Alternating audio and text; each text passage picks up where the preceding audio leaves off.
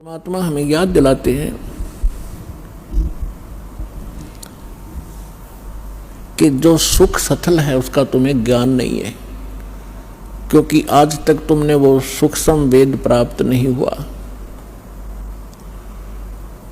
वो सुख स्थान बताने के लिए मैं आया हूं अपने निज लोक तय। परमात्मा कहते हैं, अवगत से चल आया, मेरा कोई भेद मर्म नहीं पाया। परमात्मा अपनी महिमा कबीर जी स्वयं बताते हैं कि मैं सतलोक से चलकर आया हूं और मेरी महिमा से कोई परिचित नहीं है। अवगत से चल आया, मेरा कोई भेद मर्म नहीं पाया। अब क्या बताते हैं परमात्मा। एक बार गोरखनाथ जी ने रामानंद जी, स्वामी रामानंद जी आचार्य जी को आध्यात्मिक गोष्ठी के लिए पुकारा, बुलाया, आमंत्रित किया, ललकारा। अब रामानंद जी वैसे तो विद्वान माने जाते थे, गीता वेद घोट रखे थे उसने, कंठस्थ याद थे मंत्र सभी, लेकिन वो सिद्धि नहीं थी उनके पास। और ये नाथ जो होते हैं, तपस्वी होते हैं, ये हठ योग करते रहते हैं। हठ योग से कुछ सिद्धियां आ जाती हैं जो इस मानव शरीर की और इस भक्ति के नाशक होती हैं। आम व्यक्ति ये सोचता है कि इसने बहुत बड़ी उपलब्धि कर रखी है, सिद्धि प्राप्त करके कोई आकाश में उड़ जाता है और कोई किसी को दुआ बद्दुआ देकर दुखी सुखी कर देता, थोड़ा बहुत अपनी पूंजी तय, फिर स्वयं कंगाल हो जाता है। तो ये सब ड्रामेबाजी थी। तो गोरखनाथ जी ने स्वामी रामानंद जी से कहा कि आइए हमारे साथ गोष्ठी कीजिए। रामानंद जी चिंतित हो गए कि श्रोता विद्वान नहीं है और ये नाथ जी जो आए हैं मेरे साथ गोष्ठी करने के लिए, इनमें सिद्धि होती है। इन सिद्धियों को देखकर जनता उनको विजयी घोषित कर देगी और मेरी बेइज्जती होगी। वो बहुत चिंतित था। चिंतित थे स्वामी जी। उधर से परमेश्वर कबीर जी ने स्वामी रामानंद जी को अपना गुरु धारण कर रखा था, एक मर्यादा मेंटेन रखने के लिए।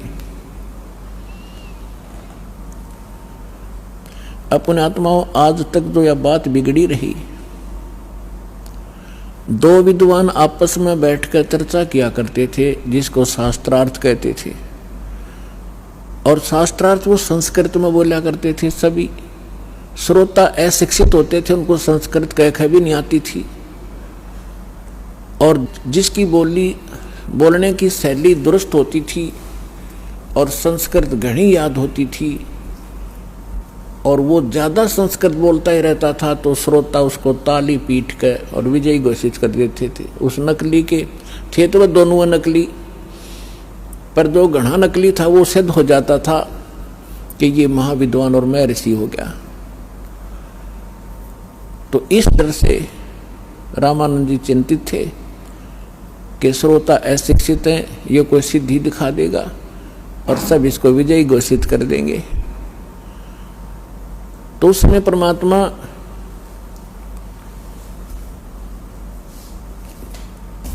कबीर जी जब अपने गुरुदेव के आश्रम में पहुंचे,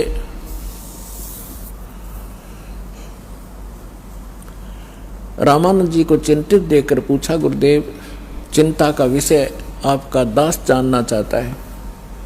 पुण्यात्माओं, जब रामानंद जी के साथ परमात्मा का ऐसा व्यवहार था, यानी परमात्मा होते हुए अपने गुरु के सामने एक सुयोग्य शिष्य की भूमिका किया करते थे। हमारे लिए एक उदाहरण छोड़ कर गए थे कि आप जी ने अपने गुरु जी के सामने कैसे रहना चाहिए, और साथ में प्रमाण दिया करते थे कि रामकृष्ण से कौन बड़ा। तुम रामकृष्ण को सुप्रीम पावर मानते हो अज्ञानता से, फिर भी मान कर चलो कि रामकृष्ण से कौन बड़ा। उन्होंने भी गुरु कीन और 3 लोक के वे धनी, गुरु आज्ञा अधीन। तो इस कारण से रामानंद जी ने फिर जब परमात्मा से परिचित हुए, सतलोक सचखंड में मालिक को देखा, तब कहा था तुम साहेब तुम संत हो, तुम सतगुरु तुम हंस, और राम गरीबदास तेरे रूप बिना और न दूजा अंश। तुम ही परमात्मा हो साहेब हो, तुम साहेब तुम संत हो। एक संत भी आप ही हो, जो क्वालिटी संत में होनी चाहिए, और परमात्मा तो समर्थ हो ही हो। तुम साहेब तुम संत हो, तुम सतगुरु, सतगुरु माने जो सच्चा ज्ञान यानी बिल्कुल एक्यूरेट और संपूर्ण अध्यात्म ज्ञान भी आप ही के पास है, किसी के पास नहीं। आप वास्तव में सतगुरु हो, सच्चे सतगुरु हो, सच्चा ज्ञान युक्त हो। और तुम साहेब तुम संत हो, तुम सतगुरु तुम हंस। हंस माने एक नेक आत्मा, एक सुयोग्य शिष्य भी आप ही हो। तो परमात्मा ने कहा क्या आपका दास चिंता का कारण जान सकता है? तब स्वामी जी के साथ बैठे और भी बहुत से ब्राह्मण ऋषि थे।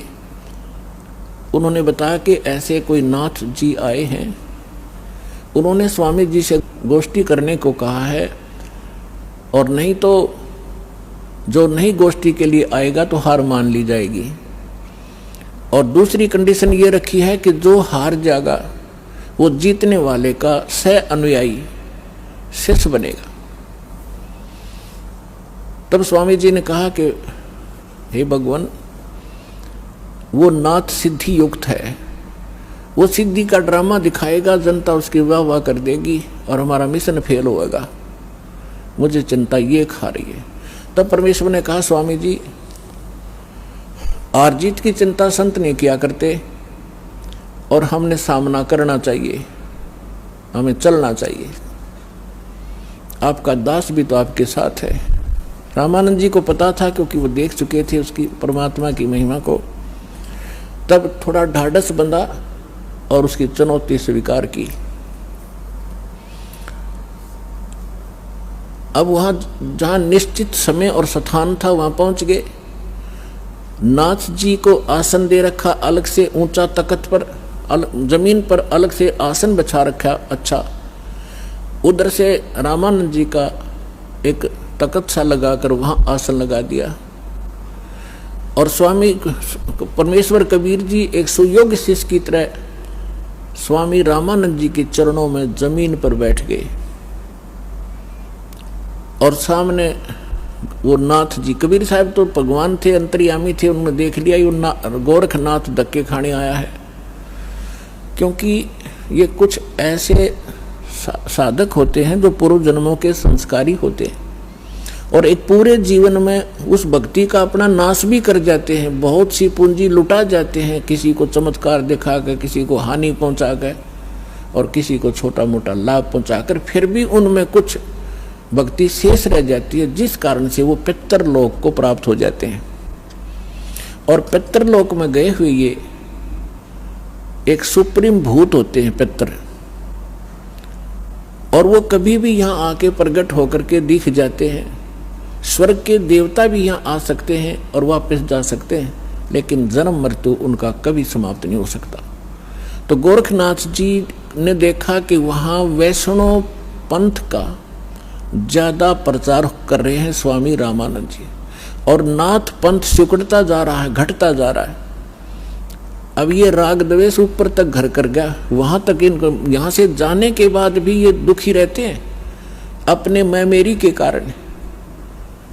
तो जिस कारण से उसने रामानंद जी को पराजित करने के लिए स्वयं आना पड़ा। हालांकि गोरखनाथ जी बहुत पहले अपने मानव शरीर का जो एक कर्म था पूरा करके जा चुके थे। तो परमात्मा ने देख लिया कि तो गोरखनाथ है, अपने वो तो जानी जान थे। तब गोरखनाथ जी ने कहा कि आइए रामानंद जी मेरे साथ गोष्ठी कीजिए।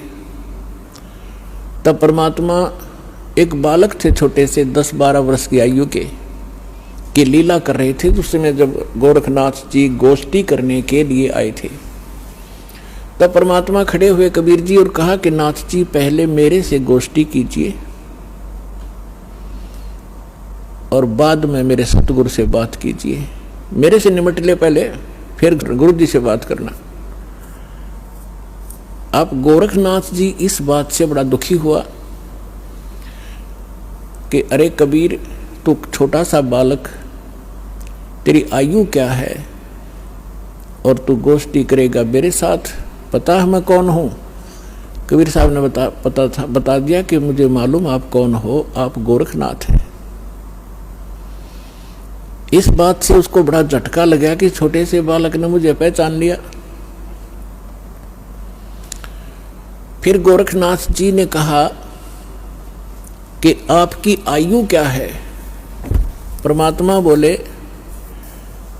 कि सबसे बड़ा मूर्ख वो है जो मेरी आयु मुझे बालक बता रहा है। गोरखनाथ जी सुन रहे थे, अंदर से दुखी भी खूब हो रहे थे कि ये मुझे मूर्ख भी बताने की चेष्टा कर रहा है। अब परमात्मा की महिमा वाणी में लिखा है, वो थोड़ा पढ़ के सुनाता हूं आपको। योगी गोरखनाथ प्रतापी, तासों तेज पृथ्वी कापी, काशी नगर में सो पग धरही, रामानंद से चर्चा करही। चर्चा में गोरख जय पावे, कंठी तोड़े तिलक छुड़वावे। सत्य कबीर शीश जो भयऊ, ये वृंतांत सो सुन लेऊ। गोरखनाथ के डर के मारे, बैरागी नहीं बेख संवारे। तब कबीर आज्ञा अनुसारा, वैष्णो सकल रूप संवारा। सो सुध गोरखनाथ जो पायो, काशी नगर शीघ्र चल आयो। रामानंद को खबर पठाई, चर्चा करो मेरे संग आई। रामानंद की पहली पौड़ी, सत कबीर बैठे तिस ठोरी। तब कबीर आज्ञा अनुसारा, वैष्णो सकल रूप संवारा। कहे कबीर सुनो गोरखनाथा, चर्चा करो हमारे साथा। प्रथम चर्चा करो संग मेरे, पीछे मेरे गुरु को टेरे। बालक रूप कबीर निहारी, तब गोरखनाथ ऐसे वचन उचारी। परमात्मा को बालक रूप में देखकर फिर गोरखनाथ जी ने ये वचन बोले। कब के बहे बैरागी कबीर जी, कब के बहे बैरागी। के तू छोटा सा बालक और कब से तू बैरागी बन गया? क्योंकि ये वैष्णव परंपरा के जो या नाथ परंपरा के हैं, वैष्णव परंपरा के हैं, या कोई भी एक ग्रुप है इन साधु संतों का, ये अपनी एक पहचान अलग बनाते हैं। जैसे नाथ कई तो कान पड़वा लेते हैं, उनको कनपाड़े नाथ कहते हैं। कई जैसे वैष्णव है वो एक कंठी रखते हैं, एक तुलसी के मनिये की, एक तुलसी के लकड़ी का मन का, और एक धागे में बांध कर लटका कर रखें, जिससे वैष्णव परंपरा से दीक्षित होने की वो प्रतीक होता है। और एक लंबा सा तिलक लगाते हैं, टिक्की लगाते हैं। और जैसे साधु संत एक हाथ में फावड़ी रखते थे, ऐसे बैठकर साधना करते हैं उसके हठ योग के लिए। नीचे एक टी टाइप की एक लकड़ी का डंडा सा होता है, अंग्रेजी के अक्षर टी टाइप। तो परमात्मा रामानंद जी के शिष्य थे। उस दिन जानबूझकर एक साधु संत का रूप बनाकर, जैसे वैष्णव संत साधु भक्त होते हैं, कंठी गले में तिलक पूरा लगा रखा और टोपी पहन रखी और कंठी माला सुमरनी और वो सारा कुछ ले रखे, फावड़ी सी। अब परमात्मा बोले मेरी उम्र बताऊं क्या है? राम ये नाथ जो होते हैं भगवान शंकर के पुजारी होते हैं। तो क्या बताते हैं कबीर जी? नाथ जी हम जब के बहे बैरागी, मेरी आद अंत सुध लागी। धूकार आद का मेला, नहीं गुरु कोई नहीं था चेला। जब का तो हम योग उपासा, तब का फिरूं अकेला।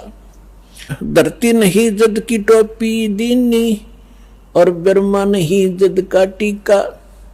और शिव शंकर से योगी ना थे, जब तब का झोड़ी सिक्का। द्वापर की हम करी फावड़ी, त्रेता का हम झंडा, सतयुग मेरी फिरी दुहाई, मैं कलयुग फिरूं नौखंडा। गुरु के वचन साध की संगत, अदर अमर गर पाया, कह कबीर सुनो हो गोरख, हम सबको तत्व लखाया।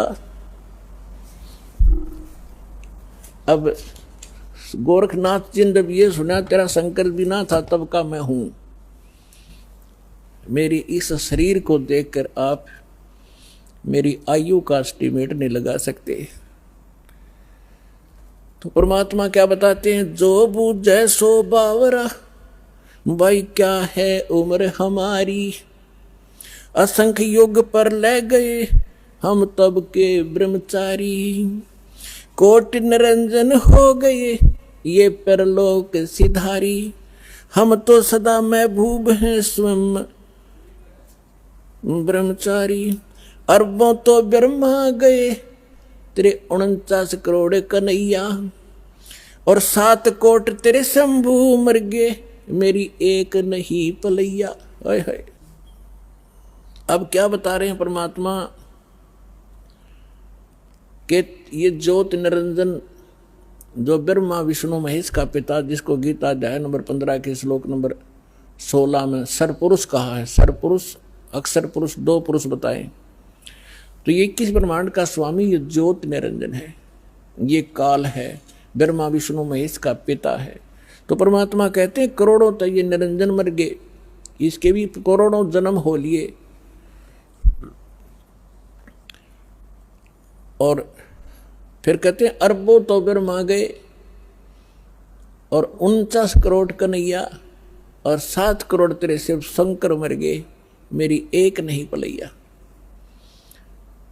अपने आत्माओं इस एक एक शब्द परमात्मा का बहुत गूढ़ रहस्य रखता है। जैसे ब्रह्मा जी की 100 वर्ष की आयु है, उसकी आयु कैसे बनती है, 100 वर्ष कैसे बनते हैं, जैसे सतयुग त्रेता द्वापर कलयुग 4 युग का एक चतुर्युग होता है, इसमें 43,20,000 कुल वर्ष होते हैं अपने मनुष्यों के वर्ष, और ऐसे ऐसे 1000 चतुर्युग का ब्रह्मा जी का दिन, इतनी ही रात्रि, फिर 30 दिन रात का 1 महीना और 12 महीने का वर्ष ऐसे बने हुए, और फिर 100 वर्ष की आयु ब्रह्मा जी की। ब्रह्मा जी की से 7 गुना विष्णु जी की आयु अधिक है, और विष्णु जी से 7 गुना शंकर भगवान की। तो यहां परमात्मा क्या बता रहे हैं, अरबों तो ब्रह्मा गए 49 करोड़ कन्हैया तेरे विष्णु जी, और 7 करोड़ तेरे शंभू मर गए मेरी एक नहीं पलैया, मेरे जीवन की एक पल भी नहीं घटी। अर्थात परमात्मा अविनाशी हैं, और ये बता रहे हैं कि तेरे ब्रह्मा विष्णु महेश भी नाशवान है। इस बात से नाथ जी दुखी हो गए कि ये हमारे भगवानों को अजरो अमर है, ये तो इनको नाशवान बता रहे हैं। तो परमात्मा कहते हैं एक ना भूला दो ना भूली, भूली सब संसारी, सबका बोल पट गया मेरे साथ 2 भाई, मैंने सब जग भूला पाया। इसी भूल में ब्रह्मा भूला जिन ये वेद सरसाया, और वेद पढ़ के पंडित भूले मर्म भेद नहीं पाया। इसी भूल में विष्णु भूला जिन वैष्णव पंथ चलाया, और वैष्णव पंथ चलाया। इसी भूल में शिवशंकर भूले जिन भिक्षुक पंथ चलाया, और सिर पर जटा हाथ में खपर घर घर अलग जगाया। मेरे साथ 2 भाई मैंने सब जग भूला पाया। इसी भूल में विष्णु भूले जिन वैष्णव पंथ चलाया, और तीर्थ व्रत का बड़ा महात्म बहुविध जीव फंसाया। तो यहां गोरखनाथ जी को परमात्मा बता रहे हैं कि अरबों तो ब्रह्मा गए ये 49 करोड़ कन्हैया, 7 करोड़ तेरे शंभू मर गए मेरी एक नहीं पलैया। कोटिन नारद हो गए ये मोहम्मद से चारी, देवताओं की गिनती नहीं क्या सृष्टि बिचारी। नहीं बूढ़ा कहते ना मैं बूढ़ा ना बालक, और ना कोई बाट भिखारी, ना बूढ़ा ना ही बालक, ना कोई भाट भिखारी। कहे कबीर सुनो हो गोरख, ये सुन ले उम्र हमारी। मैं ना बालक हूं, ना मैं वृद्ध हूं, ना कोई भाट भिखारी हूं, और ये मेरी महिमा तेरे को मैंने बता दी, मैं ये हूं। अब गोरखनाथ जी को बड़ा दुख हुआ, इज्जत का नाश हो गया कि छोटा सा बालक और इतना बड़बड़ बोल रहा है। इनके पास एक हल्दी की गांठ थी, उसके पास सिद्धि की। गोरखनाथ जी ने अपने आसन के साथ में त्रिशूल गाड़ रखा था, एक ऊपर 3 एरो से होते हैं और नीचे से वो एक पाइप सी, नीचे फिर एक नुकीला सा सिरा होता, उसको जमीन में गाड़ के आसन के साथ रखा हुआ था। 6-7 फुट ऊंचा त्रिशूल। गोरखनाथ जी ने कहा कि यदि तू मेरे साथ वार्ता करना चाहता है कबीर जी, तो आइए मेरे समान आसन में आ जाइए। नाथ जी वहां से उठे जमीन से, ऐसे आसन पद्म लगाकर बैठे थे। आसन पद्म लगाए लगाए ऊपर उठ गए और त्रिशूल के ऊपर जाकर विराजमान हो गए। हाँ, ये देखिएगा, ये त्रिशूल पर बैठे हैं। फिर परमात्मा ने क्या लीला की कि कबीर जी ने कहा कि गोरखनाथ जी, आपकी और हमारी बात ज्ञान चर्चा की थी, गोष्ठीकरण की थी। ये बाजीगर वाला काम हम नहीं जानते और ना ये पसंद है, ना ये दातम मार्ग में इसकी कोई वैल्यू है। आप नीचे बैठ के और चर्चा करता कि जनता को पता चले सच्चाई का। तो गोरखनाथ जी कहते हैं तुम्हारे पास कोई है तो आइए मेरे समान बैठकर चर्चा कीजिए, नहीं तो हार स्वीकार कर लीजिए। अब उनके पास तो एक दाव था यो। तो परमात्मा बोले अच्छा ठीक है। कबीर साहब बचपन से ही जुलाहे का काम करने लगे थे और जेब में एक चरखे के ऊपर ये माताएं काटा करती थी, एक रील बन जाया करती इतनी मोटी कच्चे धागे की, 100-150 फुट लंबा तार होता था उसका। उसी से सूत कपड़ा बनाया करते थे भगवान। वह कुकड़ी बोल रहे, हमारे देसी हरियाणा के अंदर कुकड़ी बोल रहे हैं, उसने कच्चे धागे वाली कुकड़ी। वह कुकड़ी निकाली जेब मत, वह रील धागे की, और एक सिरा पकड़ लिया और उसको ऐसे छटक दिया परमात्मा ने। वो धागा सीधा खड़ा होगा, स्ट्रेट परपेंडिकुलर, 150 फुट उसका अंतिम सिरा आकाश में, 150 फुट पर। परमात्मा वहां से उठे और उस धागे के अंतिम सिरे पर जाकर बैठ के 150 फुट ऊपर। अब गोरखनाथ जी से कहा कि नाथ जी आइए, राजा मेरे बराबर में बैठकर चर्चा कराएंगे, यहां आ जाइए। अपने आत्माओं, ऐसी बात नहीं थी कि गोरखनाथ जी आकाश में और ऊपर नहीं जा सकते थे, वो तो और ऊपर भी जाते थे, स्वर्ग में भी, उस पितरलोक में भी चले जाते थे। लेकिन समर्थ के सामने सिद्धियां समाप्त हो जाती हैं। जैसे ये घड़ी बना रखी है, अब इसकी सिद्धि बना दी कारीगर ने, इंजीनियर ने, कि ये अपने आप चल घूम रही है और इसके सामने चुंबक खड़ा कर दो 1 फुट दूर, ये जाम हो जाएगी, आगे नहीं सरकेगी, वहीं खड़ी हो जाएगी। तो वो समर्थ आ बैठे, उसी से प्राप्त करके छोटी मोटी खिलौने खेल रहे होते हैं और प्रभु पाक जाते हैं। उस परमात्मा ने उसकी सारी सिद्धि कैंसिल कर दी। उठना चाहा था ऊपर को और जमीन पर ऐसे गड़ा धर्म देसी, सारा शरीर बोला, जान गया गोरखनाथ कि आज तेरी सिद्धि नहीं काम करेगी। अब गोरखनाथ ऐसे बैठा जैसे पैरालाइसिस हो जाता है इंसान को, टस मस नहीं हो पा रहा।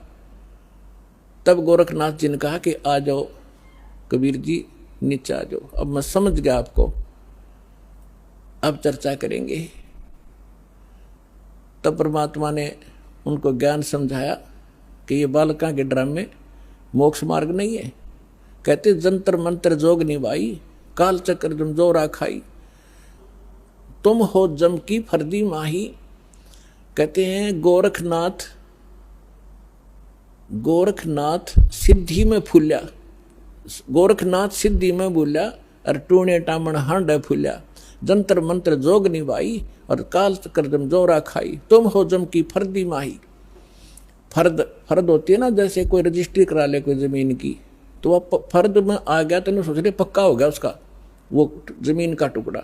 तो परमात्मा कहते हैं तुम तो इस काल की फर्द में चढ़ रहे हो, काल के पक्के दूत बन गए, औरों को भगा रहे हो। अब समर्थ सामने बैठा, गोरखनाथ जी को अपनी सिद्धि पे इतना अभिमान था, कोई उसके सामने टिकने वाला नहीं था। एक बार अपने गुरुदेव के कहने से कोई चिंता थी उनको, लंबी कहानी है, हट फिर से बताएंगे। एक पहाड़ को सोना बना दिया था सिद्धि से, पहाड़ को सोना, और अपने गुरुदेव के टुकड़े हुए शरीर को जीवित कर दिया था। ऐसी सिद्धि थी। और उस समय परमात्मा के सामने वो सारी सिद्धि फेल होगी। जैसे कल आपको सुनाया था, परासिद्धि पूर्ण पटरानी सतलोक की कहूँ निशानी। वो परमात्मा समर्थ है, सब सिद्धियों का से युक्त है, सिद्धियां उसकी दासी हैं, और उसी की भक्ति करके हम छोटी मोटी राहत प्राप्त करके यहाँ ऋषि और महर्षि और देवता बन जाते हैं।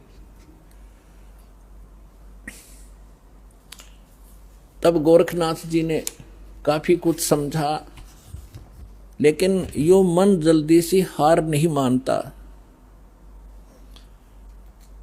अब देखिए, ये चित्र देखिएगा, परमात्मा गोरखनाथ जी त्रिशूल पर बैठे हैं और परमात्मा ने फिर धागा फेंका ऊपर, उसके ऊपर के सिरे पर बैठ के जाके। अब ये चित्र में बहुत कम दिखाई दे रहा है, लेकिन ये बहुत बड़े, ये बनाया नहीं जा सका इतना ऊंचा, तो कबीर साहब बहुत ऊपर थे। तो गोरखनाथ जी ने कहा कि भगवान, मैं एक जांच और करूंगा आपकी। परमात्मा बोले, भाई वह भी कर ले, कि चलो दरिया गंगा के किनारे चलते हैं और मैं दरिया में डुबकी लगाऊंगा। यदि आप मुझे खोज लोगे दरिया में तो मैं आपका शिष्य बन जाऊंगा। परमात्मा बोले, चल भाई। दरिया गंगा के किनारे बैठ के जाके गोरखनाथ जी ने गंगा में छलांग लगा दी और मछली बन गई। वहां सैकड़ों हजारों मछलियां और थी।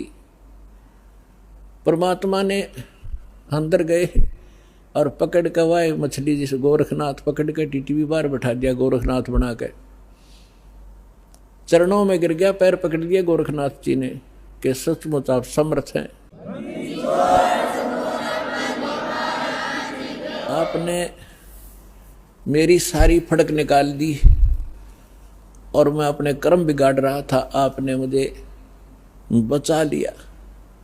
पुण्यात्माओं, ये मन है ना, ये काल का दूत है। आत्मा परमात्मा का अंश है। जब परमात्मा वहां खड़े थे, मन भाग गया, आत्मा रोए थी गोरखनाथ की। तो परमात्मा के तो सभी बच्चे हैं, ब्रह्मा विष्णु महेश भी उसी के बालक हैं। राम कृष्ण सतगुरु सहजादे, भक्ति है तीनों हुए प्यादे।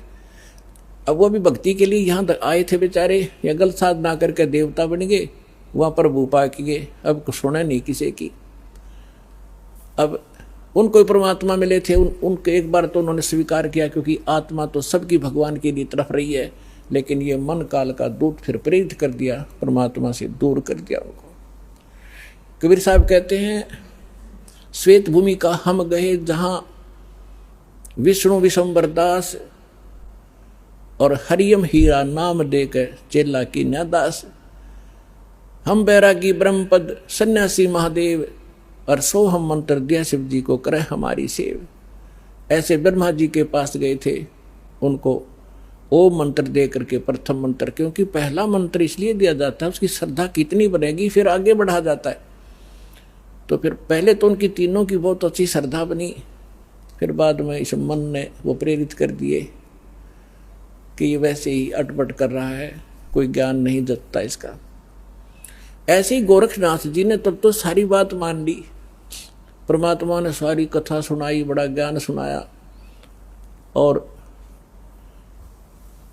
फिर गोरखनाथ जी उसी ज्ञान से स्वयं वक्ता बन गए। इस ज्ञान के अंदर इतनी कसक है, परमात्मा का एक अलग सा ज्ञान है। तो आम व्यक्ति भी कहीं बताने लग जाता है तो सैकड़ों व्यक्ति उसे भी प्रभावित हो जाते हैं और उसकी वाह वाह शुरू हो जाती है। लेकिन जब तक समाधान पूरा नहीं होगा तो उसका कोई फायदा नहीं। जैसे ज्ञान है किसी को, और उसने किसी को बता दिया कि आपके ये रोग है, और उसको ज्ञान हो गया उसके बताने से कि आपको ये रोग है, ऐसे ऐसे लक्षण है इसके। अब ज्ञान कराने वाले को भी पता है और जिसको रोग है उसको पता लग गया उसके बताने से। अब दवाई ना बताने वाले के पास है, औषधि नहीं है, तो दोनों व्यर्थ है। तो संत ज्ञान भी हो और उसके पास कंप्लीट कोर्स हो, तो उस ज्ञान से तो जानकारी होती है, समाधान से वो, साधना से वो समाधान होता है। समाधान नहीं तो ज्ञान एक आने का नहीं, यूजलेस है वो ज्ञान भी। तो फिर गोरखनाथ ज्ञानी पा गया कुछ दिनों के बाद, तो उसके लिए कहा कि गोरख से ज्ञानी गणे, उसके पास मूल मंत्र नहीं था। और सुख दे जति जहान और सीता सी बहु भारिया पर संत दूर स्थान। तो गोरखनाथ जी ने पूछा, प्रभु आप कौन हो, कहां से हो? आप यहाँ, आपके तो लोग जुलाहा जुलाहा करते हैं, धानक कहते हैं आपको, तो क्या बताते हैं परमेश्वर? अवधू अवगत से चल आया, मेरा कोई भेद मरम ना पाया। मात पिता मेरे कछु नाही, ना मेरे घर दासी, जुल्हाए का सुत आण कहाया, जगत करे मेरी हासी। मात पिता मेरे कछु नाही, ना मेरे घर दासी, जुल्हे का सुत आण कहाया, जगत करे मेरी हासी। ना मेरा जन्म न गर्भ बसेरा, बालक बन दिखलाया, काशी नहर जल कमल पडेरा, तहां दुलाहे न पाया। ना मेरा जन्म न गर्भ बसेरा, एक बालक बन दिखलाया, काशी नगर जल कमल पडेरा, तहां दुलाहे न पाया। मात पिता मेरे कछु नाही, ना मेरे घर दासी, जुल्हे का सुत आण कहाया, जगत करे मेरी हासी। 5 तत्व का धड़ नहीं मेरा, और जानू ज्ञान अपारा, सत स्वरूपी नाम साहेब का, ओहे नाम हमारा। अदर दीप गगन गुफा में, ता निज वस्तु सारा, ज्योत स्वरूपी तेरा अलख निरंजन, वो दरता ध्यान हमारा। अदर दीप जा गगन गुफा में, ता निज वस्तु सारा, तेरा ज्योत स्वरूपी अलख निरंजन, वो धरता ध्यान हमारा।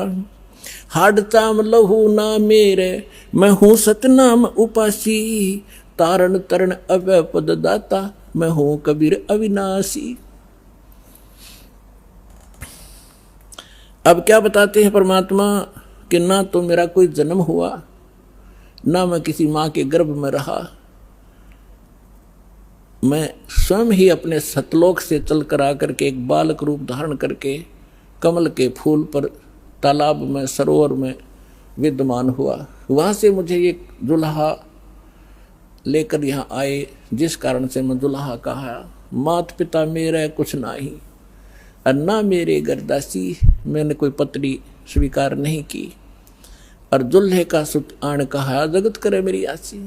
फिर क्या बताते हैं कि 5 तत्व का धड़ नहीं मेरा, ये शरीर तुम्हारे जैसा नहीं है मेरा, और जानू ज्ञान अपारा, तेरा ज्योत स्वरूपी अलख निरंजन, वो धरता ध्यान हमारा। हाड चाम लहू ना मेरे, हूँ सतनाम उपासी, और तारण तरण अभय पद दाता, मैं हूँ कबीर अविनाशी।